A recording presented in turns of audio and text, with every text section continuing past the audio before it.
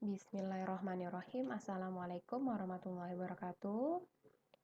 Apa kabar Bapak Ibu guru yang hebat? Pada video kali ini kita akan memahami istilah-istilah dalam kurikulum merdeka Bapak Ibu. Oke, langsung saja yang pertama Bapak Ibu, ada istilah capaian pembelajaran atau sering disebut juga dengan CP Bapak Ibu. Capaian pembelajaran ini hampir sama dengan istilah kompetensi inti dan kompetensi dasar dalam K13. Jadi capaian pembelajaran ini adalah kompetensi minimal yang peserta didik kita capai pada fase pembelajaran. Misalnya seperti ini Bapak Ibu.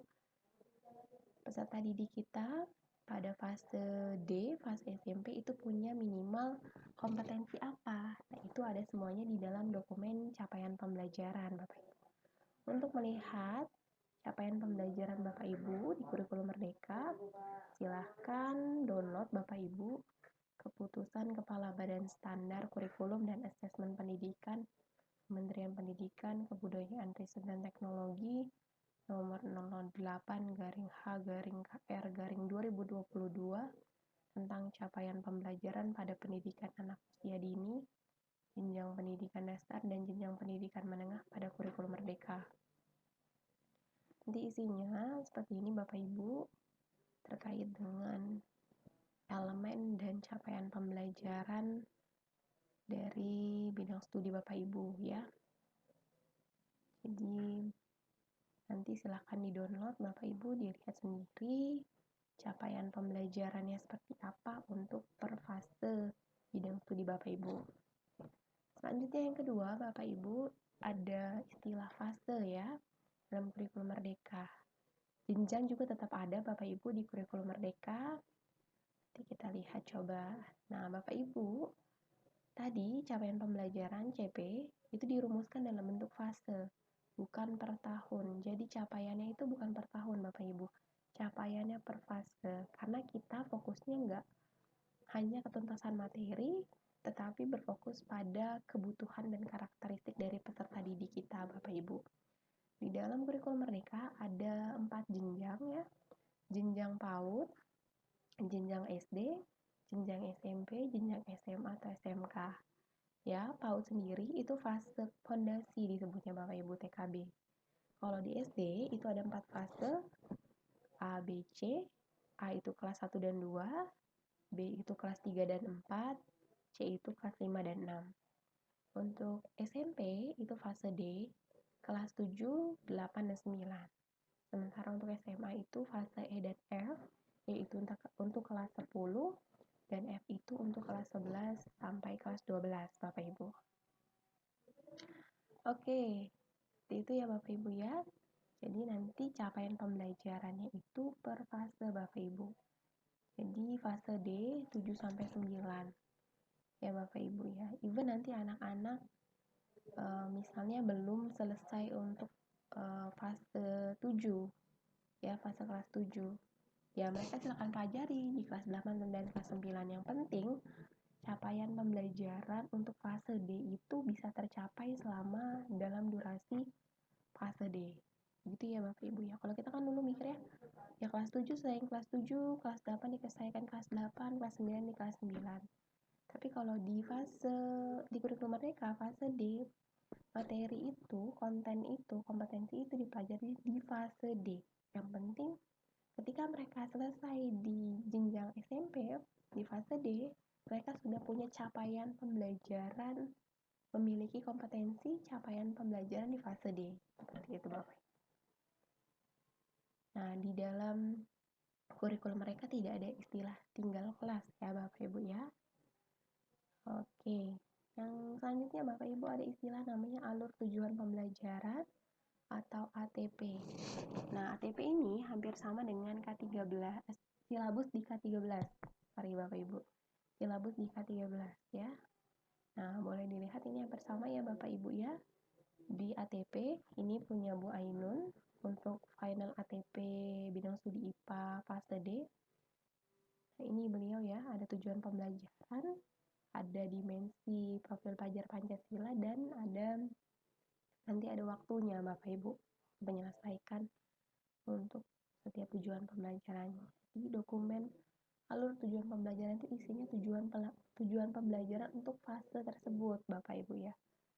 Jadi nanti Bapak Ibu boleh lihat contohnya. Bapak Ibu ketika kita masih baru, kementerian tidak memerintahkan kita untuk mengerjakan secara mandiri, Bapak Ibu bisa memodifikasi dan disesuaikan dengan karakteristik peserta didik Bapak Ibu masing-masing dan kurikulum operasional satuan pendidikan di sekolah Bapak Ibu masing-masing. Nah, selanjutnya Bapak Ibu, yang keempat ada istilah namanya modul ajar. Nah, ini yang banyak miss ya, banyak keliru Bapak Ibu. Modul ajar di dalam kurikulum Merdeka itu bukan modul ajar yang kita pahami sebagai bahan ajar mandiri peserta didik kita, Bapak Ibu. Modul ajar di kurikulum Merdeka ini perencanaan pembelajaran. Dokumen perencanaan pembelajaran yang kita kenal di K13 itu dengan istilah RPP, Bapak Ibu. Ya, nah ini komponen modul ajar. Nah, ini kalau komponen lengkap modul ajar ya Bapak Ibu ya. Ini ada komponen modul ajar, ada fasenya, ada jumlah jam pelajarannya, ada model belajar, ada tujuan pembelajaran, ada dimensi Pancasilanya, ada pengetahuan prasyarat jika ada. Ini ada bahan ajar, ada pemahaman bermakna, pertanyaan pemantik, indikator keberhasilan, assessment, sarana prasarana, rencana kegiatan. Nah, di lampiran boleh ditambahkan lembar aktivitas, rubrik penilaian, dan bahan ajar lain yang relevan. Nah, catatannya ini bukanlah struktur wajib ya Bapak Ibu. Bapak Ibu boleh memodifikasi dan menyesuaikannya dengan keadaan kelas Bapak Ibu masing-masing. Ya. Selanjutnya Bapak Ibu, yang kelima ada istilah kurikulum operasional satuan pendidikan yang kita kenal dengan KOSP. Ya, kurikulum operasional satuan pendidikan ini adalah kurikulum yang ditetapkan oleh satuan pendidikan ya, isinya tentang analisis karakteristik satuan pendidikan, visi misi satuan pendidikan, dan tujuan dari satuan pendidikan ya Bapak Ibu. Nah, ini merujuk kepada dokumen tetap dari pemerintah ya Bapak Ibu terkait dengan tujuan pendidikan nasional, profil pelajar Pancasila, standar isi, proses penilaian, struktur kurikulum, capaian pembelajaran, dan prinsip pembelajaran dan assessment. Jadi dokumen KOSP, kurikulum operasional satuan pendidikan ini harus sejalan dengan tujuan pendidikan nasional Bapak Ibu. Ya. Nanti KOSP ini yang menjadi dasar Bapak Ibu untuk menetapkan perangkat ajar. Ya, artinya bahwa pelaksanaan pembelajaran itu untuk mencapai visi dan misi serta tujuan satuan pendidikan yang sejalan dengan dokumen dan tujuan pendidikan nasional Bapak Ibu. Oke, selanjutnya Ibu, yang keenam adalah profil pelajar Pancasila ya. Apa itu profil pelajar Pancasila? Jadi profil pelajar Pancasila itu adalah pelajar Indonesia yang merupakan pelajar sepanjang hayat yang kompeten, berkarakter, dan berperilaku sesuai nilai-nilai Pancasila Bapak Ibu. Jadi visi dari pendidikan Indonesia adalah mewujudkan Indonesia maju yang berdaulat, mandiri, dan berkepribadian melalui terciptanya pelajar Pancasila. Pelajar Pancasila itu ada 6 dimensi Bapak Ibu. Ya, ada dimensi beriman bertakwa kepada Tuhan Yang Maha Esa dan berakhlak mulia, ada berkebinekaan global, ada bergotong royong, kreatif, bernalar kritis, dan mandiri. Jadi peserta didik kita setelah melaksanakan proses pembelajaran, pembelajaran ya di satuan pendidikan itu minimal memiliki 6 dimensi profil pelajar Pancasila ini. Jadi profil pelajar Pancasila ini harus difasilitasi di pembelajaran dan asesmen di kurikulum Merdeka Bapak Ibu. Nah, dimensi profil pelajar Pancasila ya, dimensi 6 tadi itu punya elemen dan subelemen ya Bapak Ibu. Ini Bapak Ibu bisa cari di dokumen dimensi profil pelajar Pancasila Bapak Ibu ya. Nanti Bapak Ibu bisa lihat fase-fase capaian pembelajarannya, pembelajaran untuk setiap dimensinya Bapak Ibu.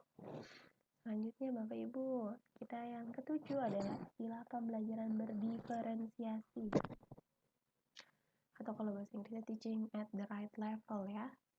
Bapak Ibu, pembelajaran berdiferensiasi karena kita memahami bahwa peserta didik kita itu beragam, Bapak Ibu, dan tidak bisa dipaksakan ya.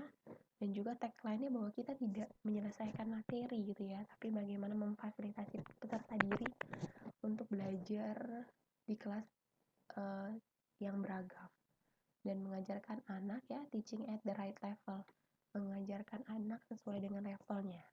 Jadi Bapak Ibu, ketika misalnya peserta didik itu harusnya ada di kelas, ketika anak didik misalnya di kelas 3 ya Bapak Ibu, sorry di fase C lah ya, fase C, kelas 5 dan 6. Tapi sebenarnya dia itu setelah dilakukan assessment awal ternyata masih di fase B misalnya gitu. Nah Bapak Ibu boleh kembali mundur untuk memfasilitasi anak-anak sebelum nanti belajar ke fase 5 dan kelas 5 dan kelas 6 di fase C Bapak Ibu. Jadi tidak dipaksakan untuk belajar langsung materi di kelas 5 dan kelas 6 karena materi prasyarat di fase B-nya ternyata sendiri belum kuat gitu ya. Nah, itulah pentingnya Bapak Ibu melakukan assessment awal atau tes diagnostik untuk mengetahui anak-anak kita itu ada di level mana. Ya, Bapak Ibu, fokus kita ingat sekali lagi, bukan materi, tapi peserta didik kita, gitu ya Bapak Ibu. Jadi misalnya kita mau ngajarin tentang kalimat, tetapi ternyata anak-anak kita belum punya vocabnya Bapak Ibu. Penting Bapak Ibu mungkin vocab harus dipelajari di kelas 2 dan 3 di fase B. Ya, sehingga kita boleh mundur dulu Bapak Ibu sejenak untuk berlari nanti supaya anak-anak bisa membuat kalimat itu dengan baik di fase C gitu ya Bapak Ibu. Oke, selanjutnya Bapak Ibu istilah yang ke-8 ada proyek penguatan profil pelajar Pancasila. Nah ini struktur kurikulum di kurikulum Merdeka ada namanya proyek penguatan profil pelajar Pancasila. Selain muatan inti ya Bapak Ibu, bidang muatan inti bidang studi kita ada juga namanya proyek penguatan profil pelajar Pancasila. Nah Bapak Ibu yang sudah terbiasa untuk menggunakan project based learning ini tidak akan kesulitan Bapak Ibu. Tapi yang belum boleh belajar dan menyesuaikan ya Bapak Ibu untuk menggunakan project based learning Bapak Ibu. Nah, di proyek penguatan profil pelajar Pancasila atau P5 itu yang ditetapkan pemerintah ada 7 tema ya Bapak Ibu.